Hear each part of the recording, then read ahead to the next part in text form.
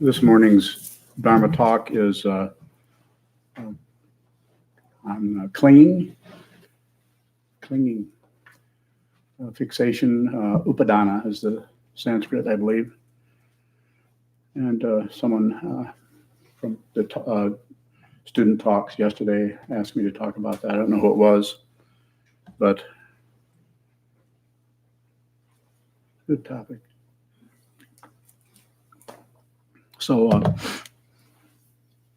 that's the 9th in the 12 links in the chain of existence, which I have trouble remembering, but I'm sure you guys know. Anyway, anytime there's clinging, then there's becoming, which is the next one, bhava, and then there's the next 4 or next 2, which are birth, and then the last one is very sad, sickness, aging, and death. So not good. It doesn't sound too good, does it? Sickness, aging, and death. But if there's clinging, and there's all different kinds of clinging, the ones that I'm going to talk about here, I'm writing it down since I have a slippery memory. So there's a grasping or clinging, at a self, some ego, and then there's grasping at views, and that's the part I wanted to delineate a little further because it's much better said here than I can say.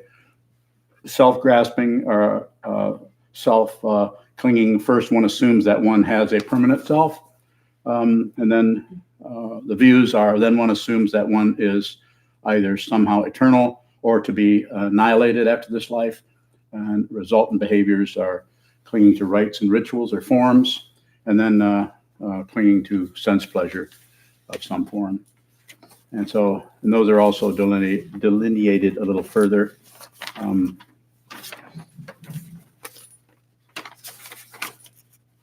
I need notes just to figure out how to get home. I wanted to go into those, and I wanted to make sure I didn't miss it, or because I don't really have memorized. So the self, we've talked about egolessness and no self, no other, and we talk about forms, observing forms rather than clinging to the form or becoming fundamentalist about the form in order to feel safe. That's another kind of clinging. But the one that I wanted to talk about, and it's here put forth by in the Pali Canon and also by 5th century Indian master, philosopher, translator Buddhaghosa. Bhaskar can let me know if I've mispronounced his name. Excuse me. So amoralism denies any reward or punishment for either good or bad deeds. Fatalism, powerless. Suffering is predestined. Materialism, with death, all is annihilated. You kind of do whatever you want. And eternalism, matter, pleasure, pain, and the soul are eternal and do not interact. And restraint, be endowed with, cleansed by, and suffused with the avoidance of all evil. And agnosticism, I don't think so. I don't think that in one way or another. I do not think that, nor not think that. Suspension of judgment. So pretty thorough. So I'm sure you're going to have a lot of questions all written down. And the way I talk about this is that you don't have to change anything. And I emphasize that as much as I can. But what you need to do is be aware of the clinging to a self, the clinging to a view. It's either eternalistic or nihilistic, or you can't know, or all the different kinds of views that were just enumerated there. And it is about seeing those, not changing into something else or grasping at a particular form. We don't even, if you're a Buddhist, you don't even believe in Buddhism. There isn't anything to believe. Excuse me. It's to be aware. If you have a belief in anything, then this is clinging. And this, when the body mind goes back into the elements, I'm not predicting anybody's future. I don't know what's going to happen to you, nor to me. But if you're clinging to anything, then that is going to affect the consciousness in a way to cause attachment or clinging, so that then it becomes bhava or becoming, and then one comes back into this life again, birth, And then, of course, sickness, aging, and death. It just keeps going around and back to ignorance again. Whether the sickness, aging, and death or Jara Marana comes back to avidya or ignorance, we're not sure about that. Some people will proclaim it that way, and I think it's probably good not to proclaim anything. The only thing I proclaim is train your mind. How do you do that? Look at your mind and see how untrained it is. So, clinging at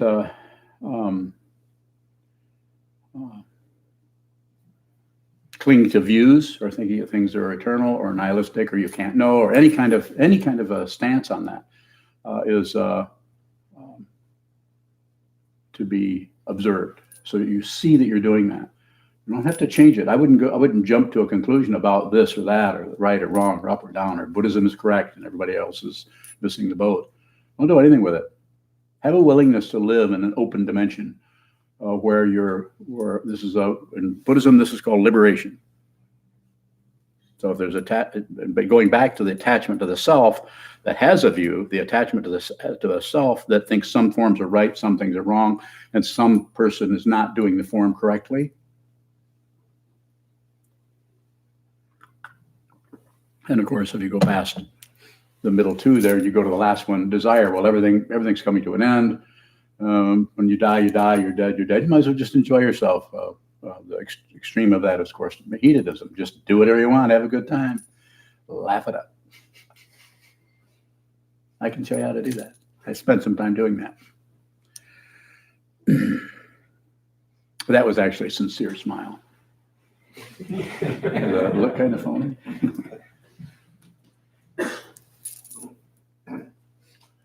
So questions about that would be good. Joseph. What is pleasure? A feather going over the nerve endings. So it's nerve endings. Pain and pleasure are not two different things. They just show up differently in consciousness, and we grasp at one and reject the other. So this smooth feeling is good, but then something rough, same nerve ending. Similar nerve ending in the consciousness, in the mind, in the feeling situation of the body. Seeing, just like looking at something that's beautiful is beautiful, but looking at a pile of garbage has a different kind of resonance, but it's also ugly. But then artists come along who think they are going to somehow conquer the world by producing art, which they might. That might be the only way to do this. I don't know. I don't really have a view on it, even though I spent a lot of time studying and practicing art. So the interesting thing here, and just to give you an idea, you can take anything that is conventionally homely or ugly and convert it into beauty if you understand it, if you understand its basic nature. Same is true with your emotions. Just like I'll use try to use an artist that people might know about. How about Van Gogh? Van Gogh, is that how you say it? He took conventional kind of realistic scenery and then converted it into intense colors that didn't reflect what was actually happening, and converted that. And then there's other artists who have taken things that are conventionally are in their conventional appearance is beautiful or balanced, and distressed that in such a way and still got that kind of distressed kind of sound to manifest beauty because of the balance, because of seeing the fundamental quality of things is about the balance. So happens in music. Good example would be Shostakovich, but his compositions were kind of disturbing on some level because they're so intense. Happens in the arts and poetry, and where something is taken, the conventional beauty is taken, is sometimes called postmodernism or deconstruction and so on. So you can actually do that with your own consciousness, your own mind, if you just watch the way you grasp at one thing and reject something else. And we keep setting up a polarity, setting up a polarity. And this comes back to the original polarity, which is me and you guys, or this and the world. Those are not two separate things. This is what the Buddha discovered. Everything is dependently arisen. There isn't anything but the Buddha. The Buddha, when the Buddha awoke, and I wasn't there, of course, but also wasn't not there. He awoke to everywhere he looked, he saw himself, to put it in a simple way. He didn't see something else, is what I'm saying. He didn't actually see himself, but he didn't see anything separate. He saw no enemies anywhere. And this has to be done with the awareness. It can't be done, that I know of, with the thinking process, although the thinking process is tagging right along and explaining everything and justifying everything and conceptualizing everything. That's why you have the 12 links in the chain of existence. That's why you have the Four Noble Truths, Eightfold Path, blah, blah, blah. Concept after concept, trying to track down what? Just the raw attention, the raw reception of the world coming through the six sense fields as objects that belong to no one. There is no owner. There are no boundaries. That being said, you better recognize the natural boundary of everything, or you're going to step across the boundary and it's going to cause pain to you or to others, or maybe not. Maybe will happen, maybe won't happen. Go ahead. If you cease to cling to opinions and judgments, how do those opinions and judgments continue to exist? Where do they just keep coming and going. They find their own natural hierarchy. They may totally go away. They may come back. It depends on the causes and conditions. Everyone here is a living being, as far as I can tell. Just make sure. Yep, I see no aliens today. So with you, look back there. Thanks for double checking. I'd almost missed that one. Definitely an alien. So the idea here is to be aware. It's to be aware of what's happening rather than conclude or exclude or do anything with it. No manipulation, no maintenance, no fluffing something up, tamping something down, do nothing with it. That being said, when you see that there is no self and there is no other, then that may still operate in a way that other people might think that you're doing things. You might even think that you're doing things, but there isn't anyone. There is no separate being. It's just it is an illusion of separate beings. More. I was wondering about yesterday during Shoka's talk on the skandhas. He was talking about clinging, and you were asking him for another word, and the word fixation came up. I was wondering how fixation differs from clinging. It seemed like in that context there was some differentiation.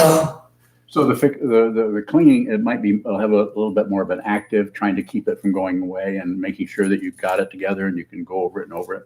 Like I'm kind of clinging to this, so I can teach, because I can't remember all that stuff, and don't work too hard at trying to remember things these days.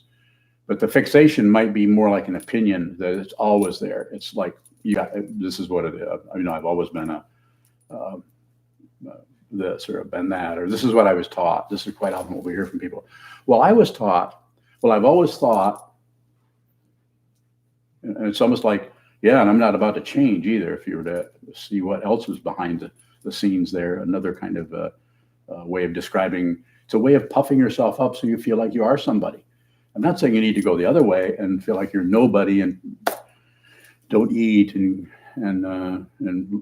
live in rags and go out on a mountaintop somewhere. That's the other kind of a nihilistic way of looking at ego. You don't have to get rid of something that's unreal. If you see that it's unreal, it may come, it may go, it may get stronger, it may get weaker. But from the point of view of who you have understood that you are or this is, nothing is threatened. You're no longer afraid of anything. I'm not saying that you wouldn't run away from a burning fire because it wants to get burnt. I'm not talking about you're stupid. Fire's hot, water's wet, earth is hard, wind moves. So you're careful of that, but there's no overwhelming reaction or fear to things. The paranoia is gone. You're not afraid of something else because you see there isn't anything else. You actually see this. And yet your life doesn't change that much. You still bump into walls thinking there's a door. There's not a door. The door's over there. You still do odds, things like that. Other people still impute ideas about you. well, he's always been there. That's, yeah. And you might overhear it and you don't mind. You notice that they are not seeing the entire situation. They're clinging to ideas and perceptions and impulses about this and about that because people are threatened. We're threatened because we want to make sure that we're okay, we're doing the right thing. And it can, unless you begin to train your mind, you have to be a Buddhist. Might be easier because it's a structure that's been there for 2,500 years. You might be able to do this on your own. There are a few people who might be able to do that just because of their karma. Yes. Oh, wrong Pisces. Fish, to fish. You were saying something like not much changes, but when you teach, it seems like you're really encouraging us to see what you see or to do something. See what you see. Can't see what I see. I can't even see what I see. Go ahead. So if it's not necessarily about something that's changing, what's being encouraged that seems to be helpful for us to do this?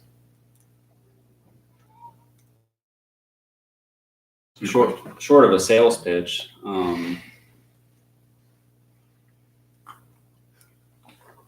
Why do it? Why do it? And Are you suffering? And then you need to look at it. And how do you do that? You have a teaching, have a forum, have a teacher, have a community, so that you can practice it. Because the time, if you want to use the word time, which I'm happy to use, you've been doing this forever. Avoiding. Not just you, but me. So I know about it. Because when I came into this particular realm, after a few years, I ran into a teacher. And the teacher said, look at this. And that's what I started to do. And so therefore, I'm functioning as a teacher. I'm not a person. I'm just functioning as a teacher. When I stop teaching, I go back into whatever it was I was doing. Trying to figure out what time it is. Go ahead. How does looking at the suffering help us with the suffering? You see the way you keep creating it. You actually begin to see that you're actually creating a suffering by grasping, by fixating more. So can we, while we're embodied, suffer less? You won't mind whether you're suffering or not. You won't be concerned about getting rid of anything or getting more of something or getting less. There's no materialism going on. Once you see you're not separate from anything, there's nothing else. So whatever happens is just has its own self-existence. It has trees burn, water falls, unless it's evaporating, of course. But you knew that. Go ahead. Are there different kinds of suffering? Yeah. Want me to list them? There's a whoops kind of suffering. And there's a oh my God kind of suffering. Go ahead, please. Is there an aspect of suffering that we aren't creating?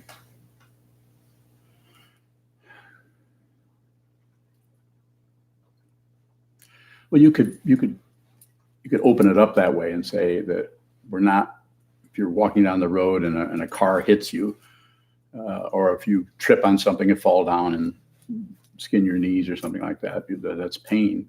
So those kind of causes and conditions are there may be some kind of causes and probably are some kind of causes and conditions that are harder to see. It's like it says in the sutra, tributary streams flowing through the darkness. It's all those causes and conditions that are coming up that are impossible from our situation here to trace those. On the other hand, you could see that you're not separate from this and you don't have any other problem. There's no other issue. Go ahead. There's no other issue with it. So you could say, relatively speaking, sure, there's going to be, eyes are in the front of our head. We can't see back here. On the other hand, that's even been used as a teaching that you actually do have panoramic awareness. It's called vipassana.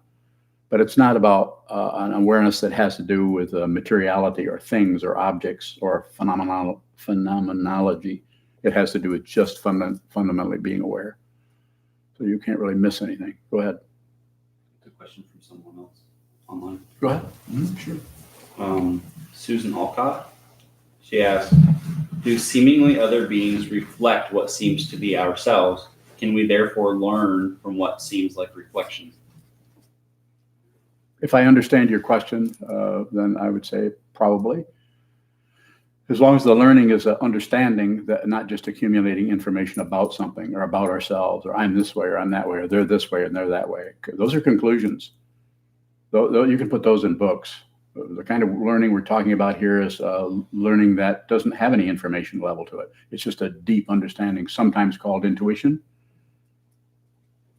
That would be a relative way of talking about it. But intuition, even intuition has a polarity to it. I think this is happening over there. I think this feels like this or feels like that. That's still relative. Mm-hmm. Question from Vishal from San Jose. It says, if just sitting is the only practice, why do we chant sutras? Is it an attempt to focus the mind before shikantaza sit? No. And I didn't say that just sitting. We do all kinds of forms. It's about watching what moves. And if you do forms, it's not a preparation for something else. It's just a form. Sitting practice isn't a preparation for something else. It's just a form. So it's not doing something to cause something else to happen. Although that may show up that way relatively for quite some time until you completely fall apart. In other words, your idea about yourself completely goes into the dustbin. And this is called liberation from the relative point of view. But from the ultimate point of view, nothing happens. I sometimes say, nothing's happened. I didn't attain anything. I'm not anything. There's no solid being. There's something happening, but it's not separate. And that's my perception of it. And it's not really a conclusion other than I say something about it. So as far as that question, I would not go into is this the preparation for that? Obviously there are relative teachings, or there are provisional teachings that provide some kind of a structure for us to continue to go deeper into the path. So to go further on the path, Hinayana, Mahayana, Vajrayana, if you want to use that style, or the Shravakayana, Pratyeka Buddhayana, and Bodhisattvayana.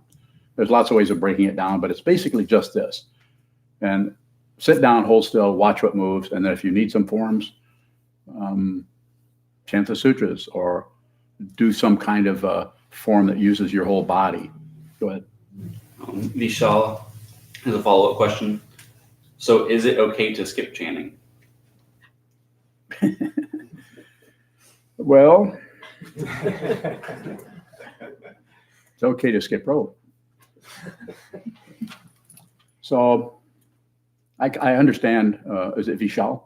So I kind of understand what the question is, but I would say it's dependently arisen. So if I would respond differently to different people. If you have a teacher, which is not this guy, but some kind of a teacher, then you should listen to them. And if they give you a form, then you should do the form without question. This doesn't mean if you're some kind of form that's ridiculous, you should talk about it, but you should practice the form. To have a validation or justification for the form it gets into a bunch of a collection of conceptual ideas about why do this, why do that, why do it this way, why do it that way. It's about observing, and to repeat a form, whether it's chanting the sutras, which the content is the teaching, so that's one validation for doing it. You can repeat it over and over again. But probably some forms, some physical form is a good practice. Not skipping it, and doesn't lead to something else. Further question on that is good if Vishal has it. Dr. Bonning, I've been reading The Truth of Suffering by Trungpa, and he talks about how the way that we move or itch ourselves or like very basic neurotic things that we do are suffering. Mm-hmm. Is it necessary through the practice over time to pull back on some of that movement? A little bit, but it's more important to see it and watch how it occurs. Like just me pinching my thumb a little bit like this is suffering. Suffering, the Buddha didn't say life is suffering part of the time. Rest of the time, party down. Life is suffering. There are nerve endings. Life is suffering. And so when we begin to see that, it isn't some kind of nihilism. It's a deep, deep understanding of what this human realm is fundamentally. A deep understanding that we're not separate from anything. If you have a situation over here where someone's hurting over here and you're feeling really sorry for them, but someone over here that doesn't look like they're suffering and you're avoiding them, you're contributing to it. Don't separate anything. No prejudice. And how do you do that? You see the prejudice. You see how you feel really sorry for this situation, but these people over here got it coming. We do it all the time. That'd be like saying people who come to the monastery are really good, nice, kind, sweet people, but people who don't come to the monastery are idiots. And they believe in something else and they're just going to suffer forever. Of course, I'm emphasizing it, but we do things like that. We do a very subtle we're kind of better than everyone else. This is not true. Well, Is there a relationship between that fundamental neurosis and the way we seem to project it out onto others? there's a relationship until there isn't. There's a relationship, tit for tat, this and this, and this and this, until there isn't. And then when there isn't, it's just there isn't any relationship. I don't know how else to say it other than to use those kind of terms, because it's not something else. It's just, you just see it, you understand it. And even the seeing is extra, because then it implies someone who's seeing something. Go ahead. I was wondering around what you were saying about we kind of have these strong preconceptions, whether it's through our ideologies or who we think somebody else is. I'm wondering how we can try to bring some beginner's mind, especially when maybe we've had a relationship with somebody for decades or a system or institution, how that can stay fresh so that it can change. It probably would be quite individual. And my understanding is it should come out of the awareness that if one is a meditator, one's sitting down, which you are, most people in here meditate, sit down, hold still, and watch the movement. And insofar as you can, don't conclude. But if you do conclude, then don't conclude about the conclusion. In other words, don't double do it, double negativity, double. We just keep judging ourselves. And at some point, there needs to be such an openness that you actually begin to practice with this. If you make friends with this, to put it very relatively, you're not going to have any enemies. I mean, you might have people that are difficult, but interestingly enough, if people are difficult because you see completely the difficulty, you're no longer have a personal problem with them. So then you're able to relate with them very directly out of what you see, not out of your judgment, your ideation about someone is wrong or shouldn't be doing that or they're a bad person and all of that. We tend to operate out of our ideas and our opinions, our conclusions. It seems to be only possible to do that if we really have the emotions and the feelings deeply without doing anything with them, like validating them, views, without taking away from them, views, and without covering them up, views, or no idea about what that's going to lead to, views. This is Upādāna, one part of it. More views on. What precedes clinging in the Nidanas? Do you remember? Oh, you mean in the 12? Yeah. I think isn't it grasping? That is Upādāna, the desire, Trishna.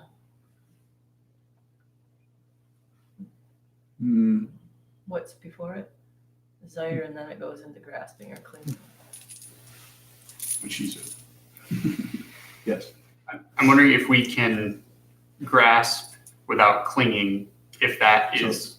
Yeah. So that's what I kind of differentiate, and I have people are going to be able to remember this, but it's like my understanding. I'm not trying to change the teachings, but I'm just saying there's contact, and then there's a feeling, and then there's either a grasping by pushing away, I don't like it, or grasping by ignoring it, it doesn't concern me, I don't care about it, or there's a grasping by we want it, so then we grasp onto that, and then the fixation part, which something in there. It seems like there's an aspect to that that's the grasping part, but that can actually release very fast. But then the fixation part is where we've stopped seeing that we're grasping, and then we've got it by the throat, and it's called an opinion. And so that part there, when the body mind collapses, it goes back into the elements. That part is still locked down in the consciousness, and that's where bhava or becoming happen. So people teach this differently. So, and I'm not arguing with anyone. If someone's talking about this differently, then listen to them. Do whatever you want to do. But the way it looks to me is there's the wish for something, the wish to get rid of something, or the wish to not be bothered by it, very simply put. And there's all kinds of nuances there. So when you can actually grasp it, some teachings say you have to just stop desiring. I think that's a misunderstanding based on being around for quite a number of years and looking at the way my own mind works. So I think it's a matter of seeing the grasping and don't fight with it. Don't fight the grasping. Don't try to stop grasping. That's just reverse grasping. You've just gone the other way. And it's just like a carnival, circus. If we watch the word grasping and don't try to stop it, are we still in the carnival? It won't matter. If there isn't anyone, if there is no solid conjunction or retraction into a being who can get ahead or fall behind or can be hindered, there's no contraction, then the awareness doesn't belong to anyone. Then the awareness can surface as any dynamic.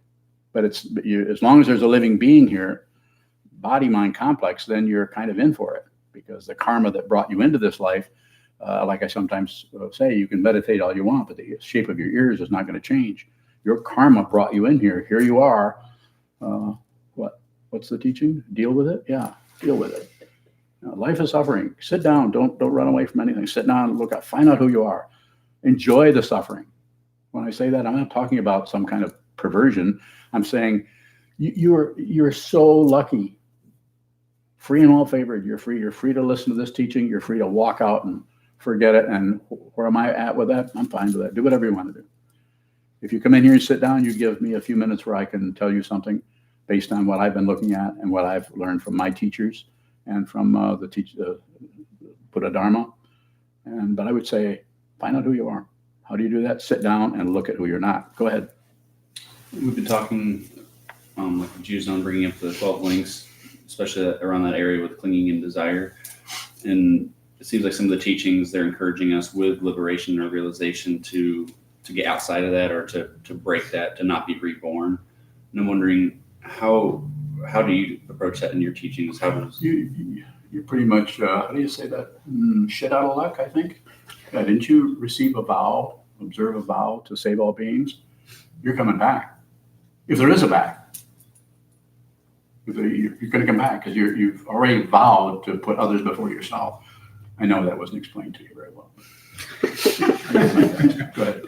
That's where my question was coming out of. So it seems like there's like an entrapment in the 12 links, but at the same time, a vow seems to keep us in that in a different way. So how does the vow keep us in the 12 links? Yeah, it's just changing your attitude towards relating to others, being kind to others. Very simple. And it will morph or take its own form or drop forms altogether. You're not going to have there's no roadmap. And your karma, as long as there's a form here, your karma is going to take you whatever direction is necessary for you to fulfill that vow. The vow is out of your hands. There's no one who made that vow. When you realize that, then the two things can happen at the same time. One is an incredible understanding and really intense paranoia. Same time. Donovan. Outside of the concept of a direct rebirth, one person to another, one soul to another, or whatnot, what would be the source of one's karma?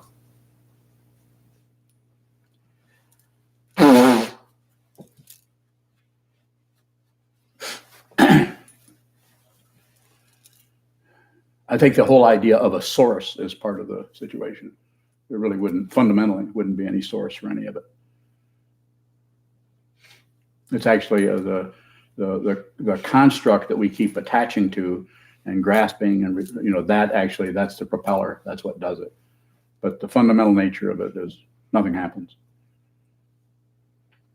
This doesn't mean that the illusion of things occurring, life and death and on, and wars and rumors of wars and all the other exotic things that are proclaimed. More? I see I think something's clicking there. I can almost hear. Couldn't hear anything. It's Yeah. trying. Sir. Vishal Yeah. has a follow-up question. He says, consistently, whenever I sit and watch, a barrage of sleepiness hits. Even I sit after a 9-hour sleep. Any respite, or we stick to the, quote, willingness to suffer? I wouldn't go that far. Willingness to suffer. Just sit. You don't have to. I mean, there are teachings that say, well, if you don't want to fall asleep, then raise your gaze and fill up the room with air and imagine all kinds of things. And I'm not too concerned about that. I would say fall asleep. If you're facing a wall, you fall asleep. You're only going to do it once. Once you bang your head into the wall, especially one of our walls, which we've deliberately textured those so that it gives you a slight concussion.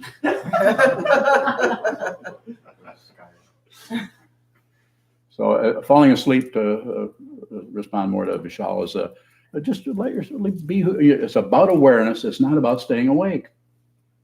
And I don't care what the Zen masters say or any of that. It's not. I don't care.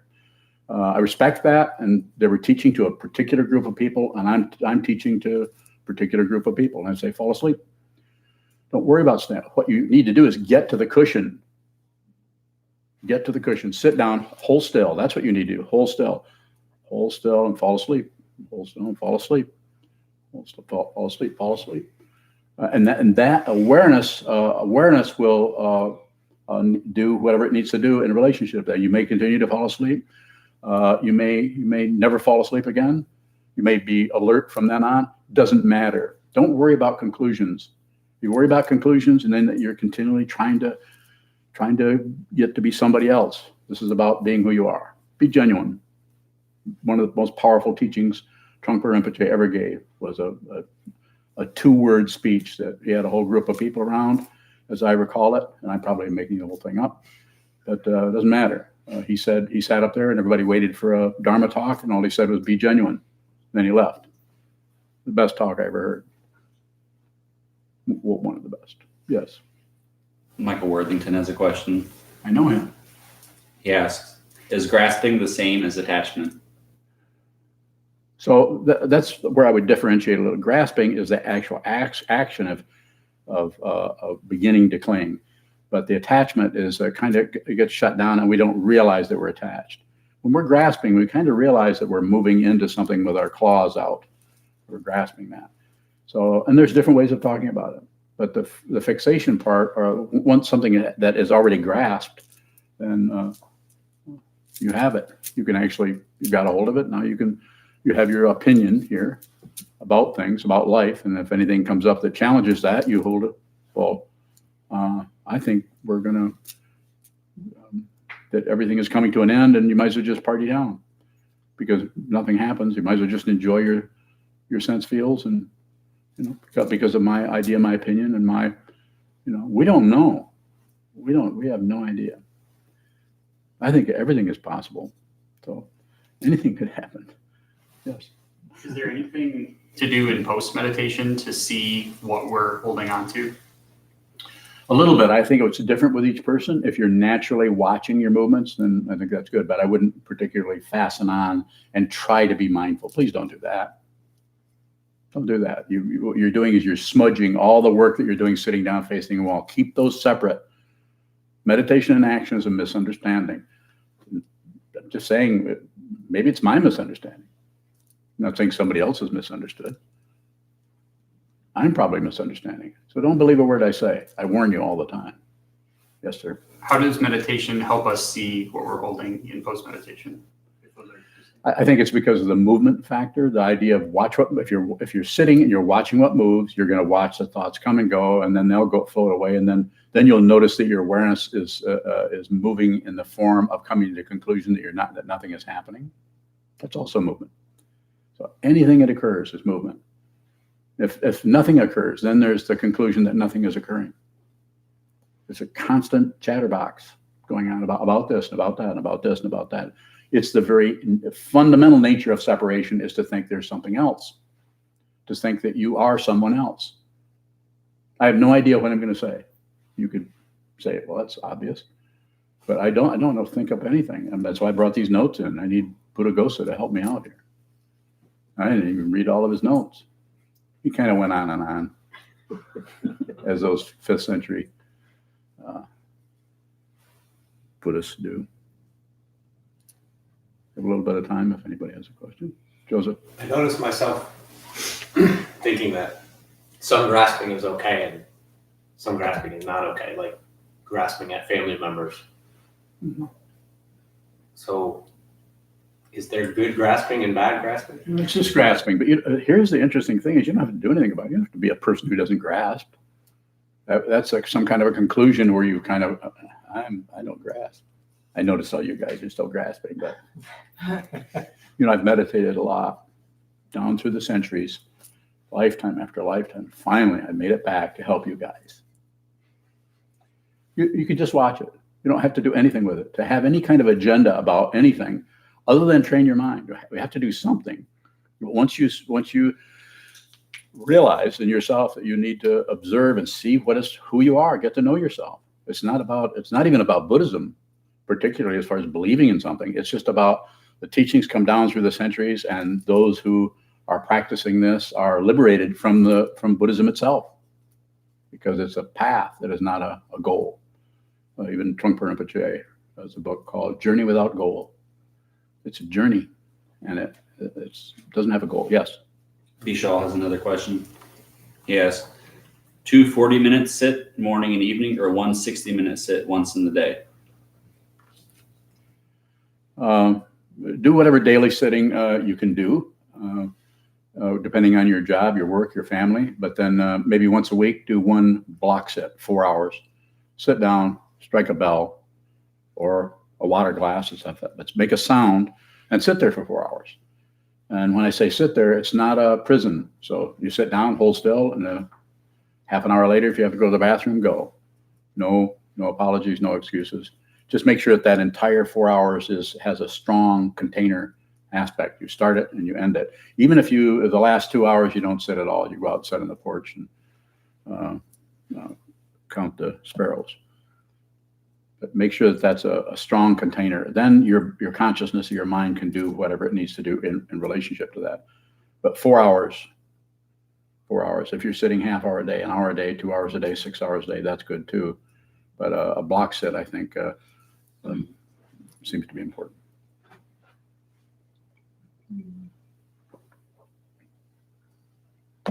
Or not, or do we do something else?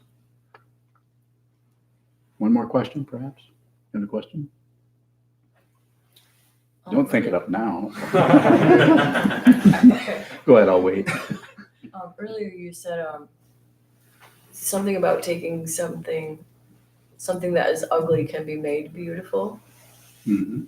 So how can that be without wanting it to be different than it is?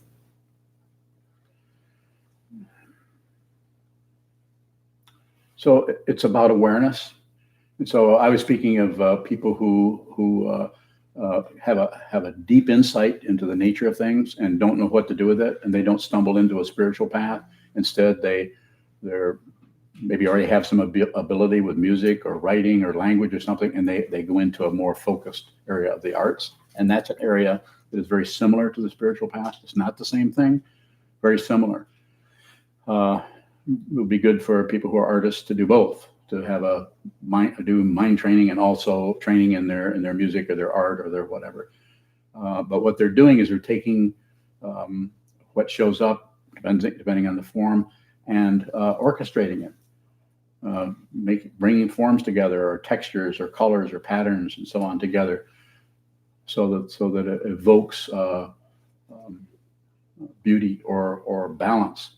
And sometimes that's done with a fairly homely material.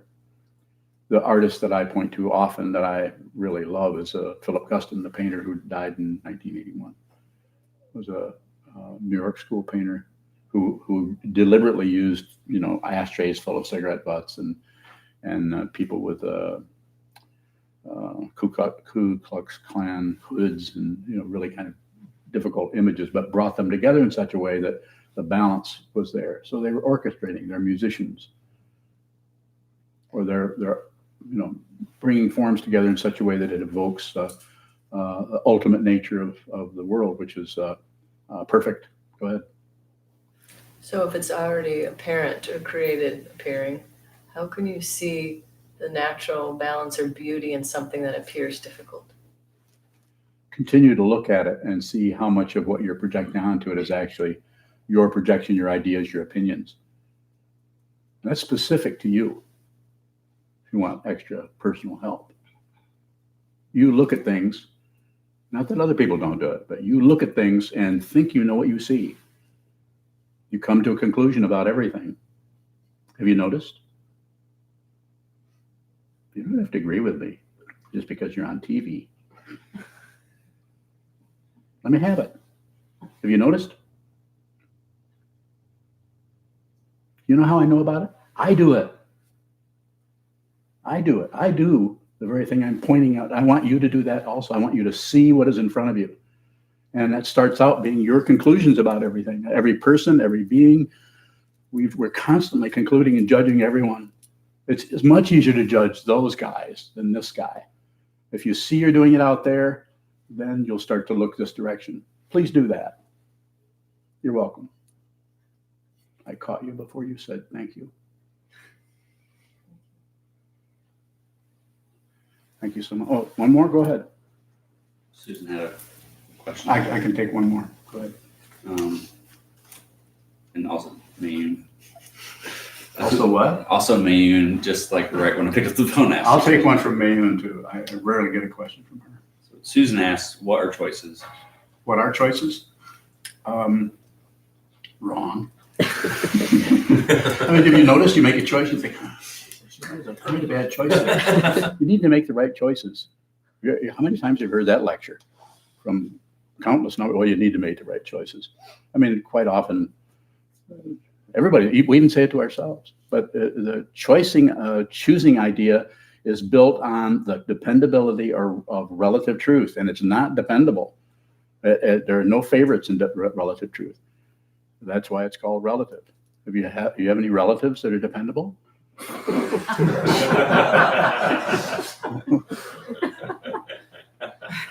Keep coming. Question from Mayun. Mayun. Is the role of an artist to manifest the ultimate nature of the world? Yes. Well said. Ma fille arc-en-ciel. Thank you so much.